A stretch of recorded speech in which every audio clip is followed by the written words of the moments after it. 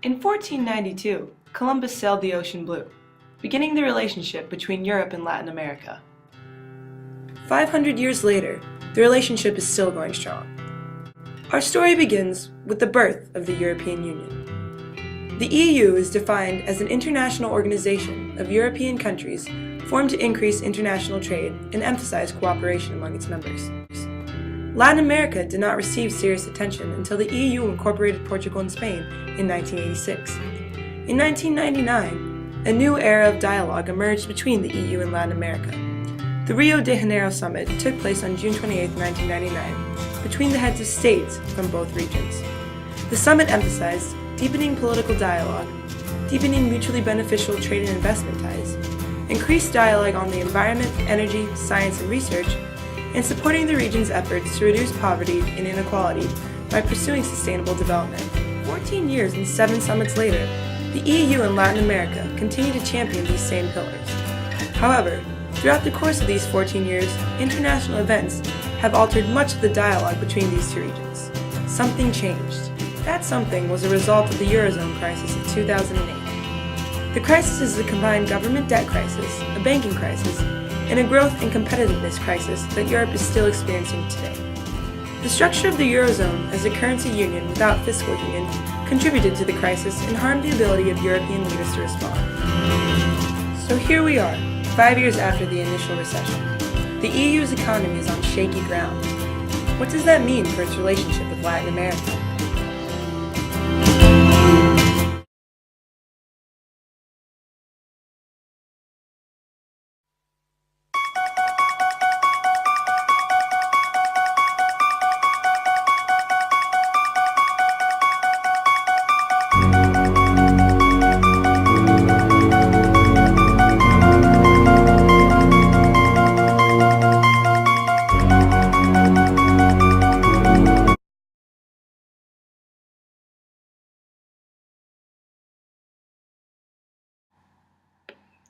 Yes, viewing it from within, the economy in Latin America overall could be said to be in a very positive path, considering the progress that some countries like Brazil and Chile have achieved, and the stability of others such as Ecuador, Peru, and Colombia.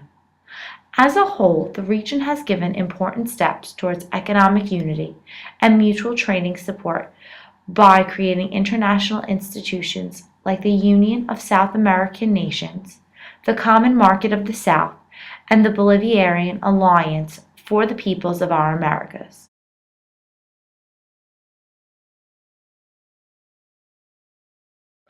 Yes, again, if we were to make a comparison between the situation of this region a few decades ago and now, we would realize that as a whole the economy was in worse shape than now, mainly because there are many political difficulties, ranging from general uprisings to dictatorships. Also, the poverty levels have decreased and the technological advancements, united with investment from private corporations, have furthered the economics in Latin America.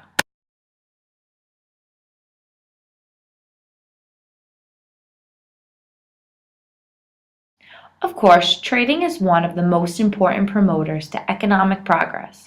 Given the fact that Latin America has surplus in raw materials and Europe houses many of the greater technological industries, it's only natural that trade commerce would be of great benefit for both regions.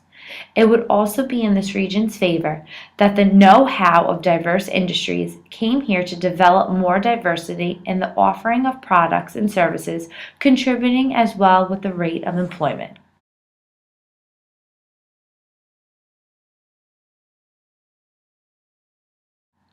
From what I see and understand, the European Union is regarded as a point of encounter of the many countries in that region where they discuss and act towards common issues of social, economic, and political nature, to the best interest of their inhabitants. It has been functional for more than a decade now, and its original intention a lot more than that, so in my opinion, it has been a successful initiative. It must be said, though, that trying to have so many distinct countries understand each other and work for a common goal has had its toll on some economies, recently Greece, Italy, Spain, and Portugal, since they are subject to policies that in some cases may impair them. But after some thought and pondering, they may be worse off without them. And so, though there have been some crisis and discomfort, the European Union has overcome them by constantly renewing itself. In conclusion, this form of supranational institution has greatly helped the social, economic, and political progress of Europe. It still has details to improve on, but I think it will certainly come out on top.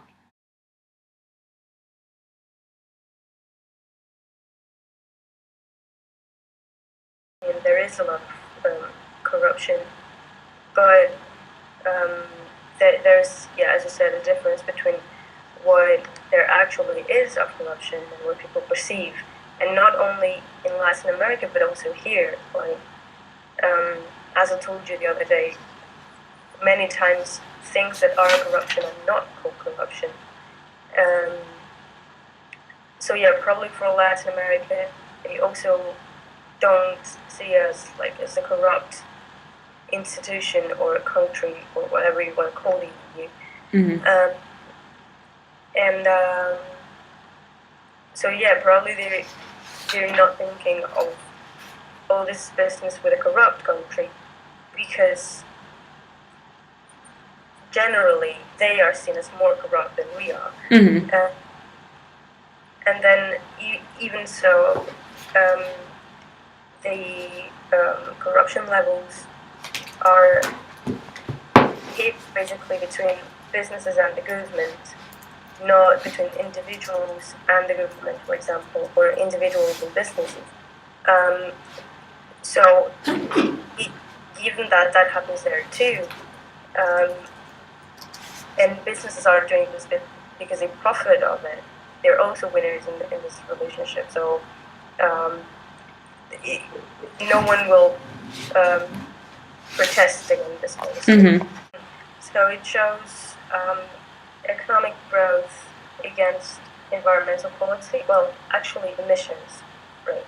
Okay, and it has an inverted U shape, meaning that when you're very poor, you don't pollute at all because you're not producing anything or consuming. When you start growing, you're producing in a very dirty way, so to say. So your pollution increases, and then the theory says you start caring about the environment and you produce in a more efficient way, and you produce different things, so your pollution starts to decrease again. So then, why I think it also, I mean, it's not that I say that it doesn't work at all. It might be, well, if you don't look at these mathematical details that also tell you that it is not working, but you can even say, okay, it worked for developed countries when they were developing. Almost 200 years ago. Yeah. Fine, but that's irrelevant. It's not a thing that we can rely on today, because first we have many more countries developing that back then, producing at a much higher rate, and they're not developing in the same way the others were developing. So they're not developing thanks to the railroad. Mm-hmm. I don't believe that it's true that developed countries pollute less after they have developed. The thing is, they're sending their dirty production somewhere else. We have to look at different ways of looking at the relationship between development and the environment. So my thesis is about what role technology plays in relinking development and the environment. Mm-hmm. It's also like a way of doing things, Mm-hmm. so that the knowledge of how to produce something. If the technology that we are exchanging is how to, say, produce more coffee, like genetically modified crops of whatever kind, and then importing them all the way back to Europe, that is not environmentally sustainable. Mm-hmm. I'm trying to find if there are other ways of developing that are, say, less harmful for the environment. Mm-hmm. In the end, in economics, you're never looking for a zero pollution, but for what we call the efficient level of pollution. Mm-hmm. I think, or I hope there are other ways of developing. You have, I don't know, ecotourism. You have cheap green technologies that countries can adopt. Probably an entire shift of the economic policy, not only environmental policy in the country, but the whole economic policy. And that takes much more effort than what usually people is willing to do. Yeah.